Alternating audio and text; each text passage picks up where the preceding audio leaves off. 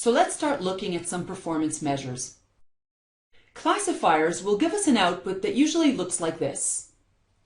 We're going to get a probability for a certain class. Suppose we have yeses and nos in this example. So here our classifier is giving us for each record the probability for a no.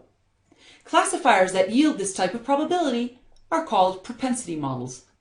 All the classifiers that we'll see in this course are propensity models. You'll also notice that we have a column here that says predicted class. How do you think that the classifier converts the probabilities into predicted classes? Well, to do that, we're going to need to use something called a cutoff value or a threshold.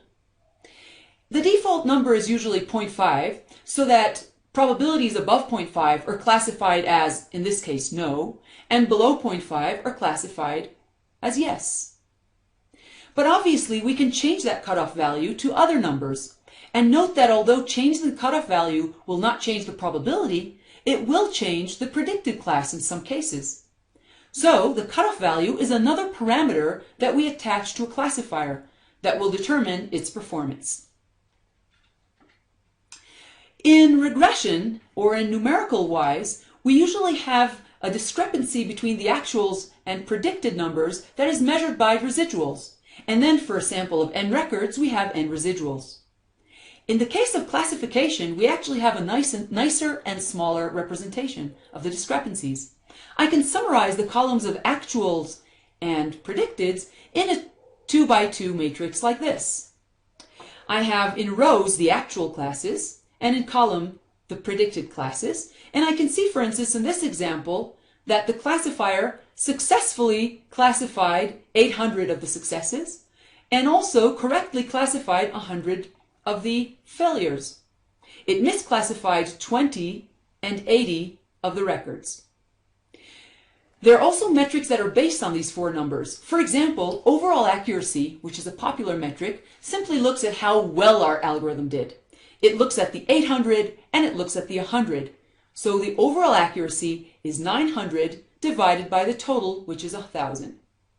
We can also be pessimistic and look at how bad our algorithm is and say, well, it failed on these 80 and on these 20, so our overall error is 100 divided by 1,000.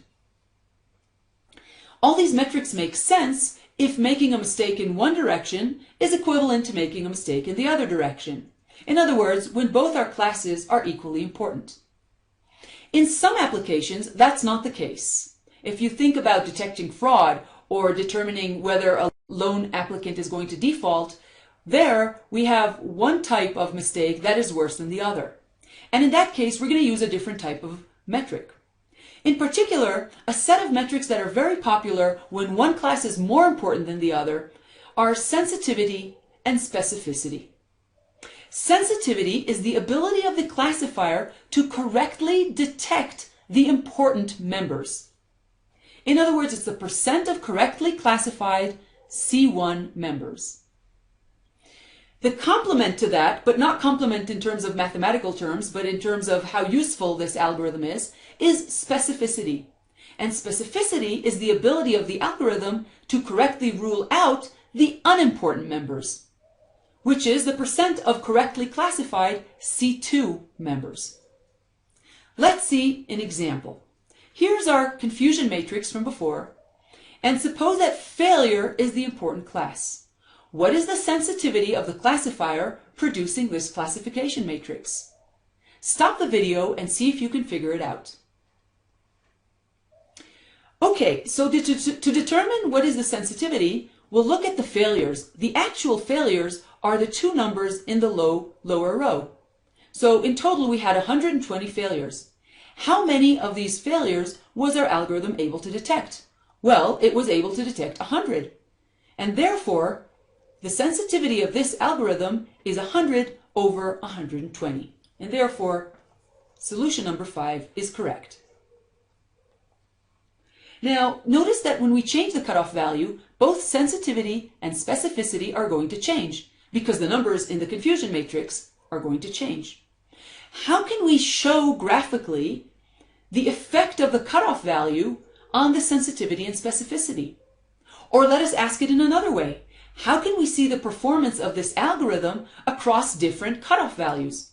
Well, a very interesting chart called the receiver operating characteristic curve was originated by the United States Army in 1941.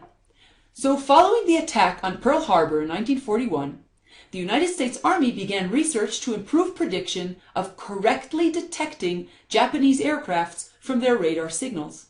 So we have this issue of sensitivity and of specificity. And the ROC curve came out of this application and today is a very, very famous performance measure in data mining applications. What do we have here? For each pair of sensitivity on the y-axis and specificity, or 1 minus specificity, on the x-axis, we have a certain dot. And we're going to create many, many dots here by changing our cutoff value.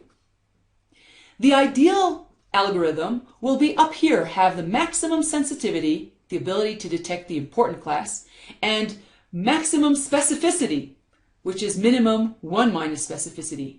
So it's able to correctly detect the important group members and the unimportant group members.